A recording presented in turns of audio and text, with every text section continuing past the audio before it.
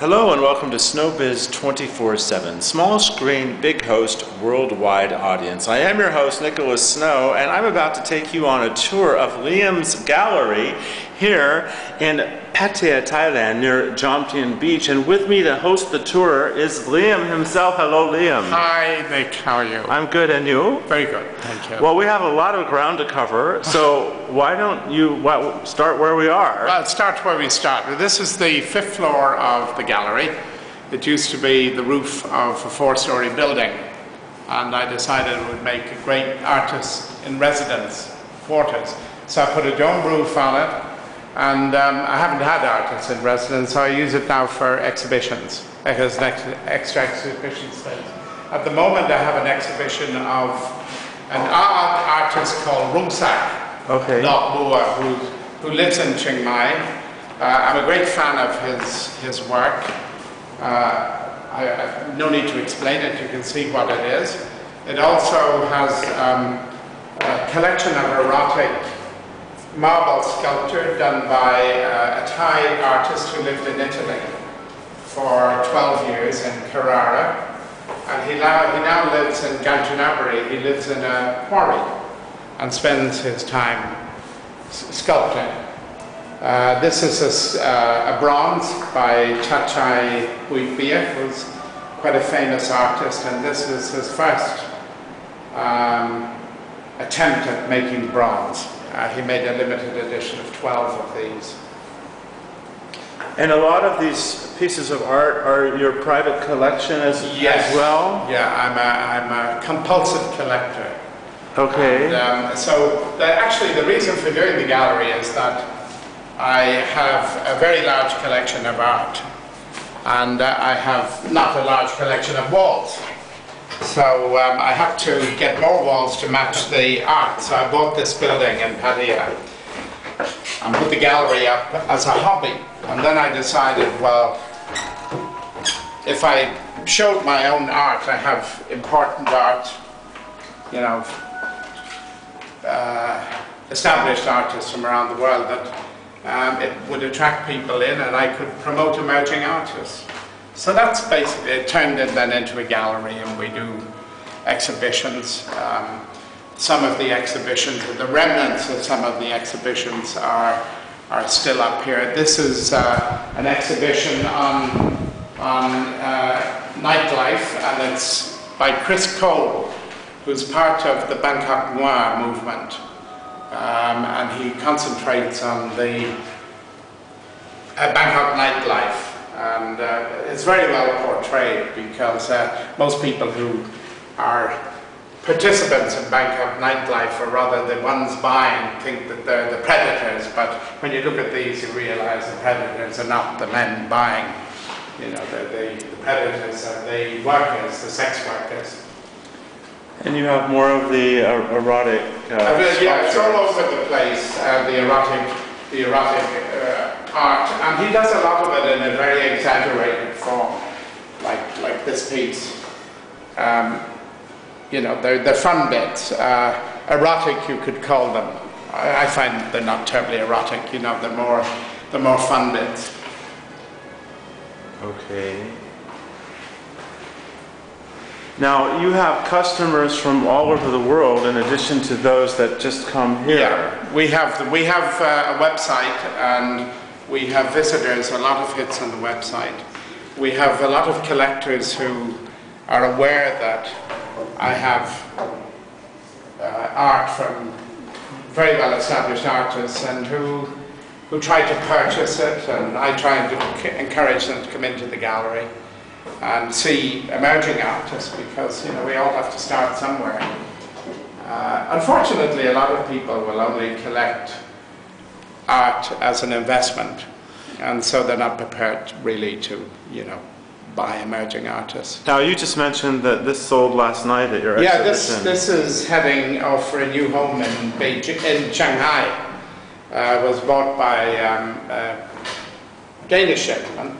So that'll be rolled up and posted off probably in July to its new home in China. We've sent quite a lot of art all over the world: Germany, China, Ireland, England, The art you see here is a Australian artist. He was born in Manila but lives in Australia since the time he was about 20. And I did an exhibition for him last year. I did it in Bangkok and I then moved it down here. The art you see here is an American artist, Andrew Groffman. And Andrew spends part of the time here and part of the time in San Francisco. He's a very good portrait artist, and what he's doing here is trying to capture the essence of what most people see Pattaya is all about. Exactly that ATM guy there with the Thai girl, you know. She probably thinks of him as an ATM. People were laughing about that last night at the exhibit. The exhibit. This is, I put these in the same room because the contrast between the female artist depicting the female form and a male artist depicting the female form is quite different. Of course. She's a Thai lady who envies Andrew's work because she said she likes to start out with something very strong. Because she's a woman herself, she ends up toning it all down and becoming very feminine. And these pieces of art... These are a lot of homoerotic art. These are done by an artist called Thong Chai, and they're from the Thai mythology of the Hemapan forest. And he's sort of run wild with his imagination on those. Okay. Now, you've lived in Thailand almost 50 years, is that true? Yes. Since you were since I was one. Yes. I've lived here since 1963. I came here when I was 18, so that makes me 65. I came on a holiday and I stayed. As so many people do. Yeah. I was wondering if you could tell me how you became such a prominent person in Thai society. A lot of people don't realize. Let's start with your last name. Well, my Irish name is O'Keefe. My Thai name is Ayudhkij. I retained my Irish name, Liam. I naturalized after 12 years here, so I naturalized in 1975. But don't you have a last name that has to be given to you? It was given to me by an old princess who's since passed away. I got in with a good crowd when I was here. I was very lucky. I had an introduction to a Thai prince when I came here, and I being a good, well brought up Irish boy, presented myself and got in with a good crowd. By the same token, I could have got in with, you know, drug pushers or something. So it's pure luck. Well, in our last minute or so, tell me about some of these photos and what they represent in your life. I set up the Irish Chamber of Commerce, Irish Thai Chamber of Commerce here in 2002. And the president, Mary McAleese, inaugurated the chamber for me at the Hyatt in Bangkok. Okay. And then I accompanied her on, she was on a state visit to Malaysia. That's the King of Malaysia there. Last year I was given a Lifetime Achievement Award from Ireland. That's the former Foreign Minister of Ireland, presenting me with the award. That's the president at the Farmley conference when they called on the diaspora to try and get Ireland out of the hole. Okay. Tell me about this photo. This photo has the King's late sister. I do a charity project for medical scholarships for Hill Tribes children. I find the funding, it's 120 million, and I do the funding for that, and then it's under her auspices. This is Cheshire Homes.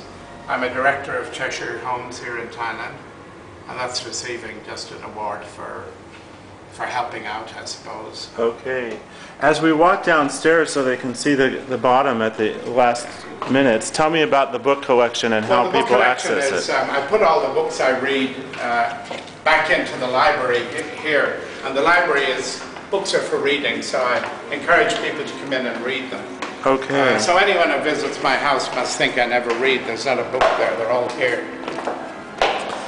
Well, there's so much to see and do in Liam's gallery, And we're just going to have to encourage people to drop in or drop by your website. Yeah, drop by the website, have a look if you like what you see.